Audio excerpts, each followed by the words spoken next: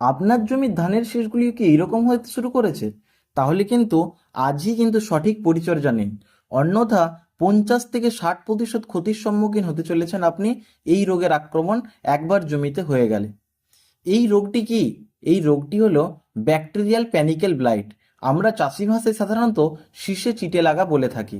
এইটি সাধারণত একটি ব্যাকটেরিয়া, যেটি আমরা চোখে দেখতে পাই না, তার আক্রমণে হয়ে থাকে। ব্যাকটেরিয়াটি হলো বুরখেডেরিয়া গ্লুমি। আর যদি সঠিক পরিচর্যা না নেওয়া হয়, এই ব্যাকটেরিয়া কিন্তু খুব দ্রুত গতিতে ছড়িয়ে পড়ে। আর এর আক্রমণে কী কী লক্ষণ দেখা যায়? প্রথম লক্ষণ হলো ধানের শীষগুলি কিন্তু হালকা বাদামি রঙের হয়ে যাবে। শীষের মধ্যে কিছু দানা দেখতে পাওয়া যাবে যেগুলো হালকা বাদামি।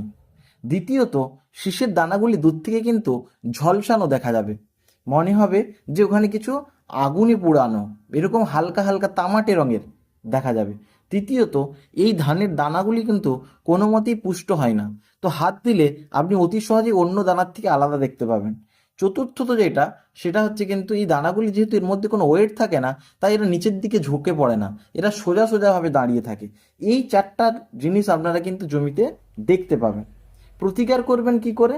প্রতিকার হলো আপনারা জমিতে এই সময় কিন্তু কিছুদিন, ধান যখন ফলে গেছে, কিছুদিন জমিকে কিছুদিন শুকোতে দিন।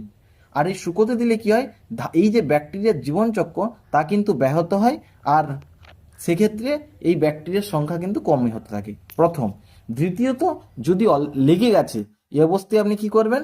সেক্ষেত্রে ধানুকা কোম্পানি কাসুগামাইসিন 3% এসএল, যা বাজারে কাসুবি নামে পাওয়া যায়, সেটি 2 থেকে 3 ml প্রত্যেক লিটার জলে গুলে, অর্থাৎ প্রতি ড্রামে 40 থেকে 45 মিলিলিটার গুলে স্প্রে করতে পারেন। দ্বিতীয়ত, যদি এই কম্পোজিশন না পান, সেক্ষেত্রে প্ল্যান্টোমাইসিন, যেটা হচ্ছে স্ট্রেপ্টোমাইসিন সালফেট আর টেট্রাসাইক্লিনের একটা ভালো কম্পোজিশন, যেটা আপনারা 1.5 গ্রাম প্রত্যেক ড্রামে মিলিয়ে স্প্রে করুন। 1.5 গ্রাম প্রত্যেক ড্রামে, অর্থাৎ কিঞ্চিত মাত্রাতে।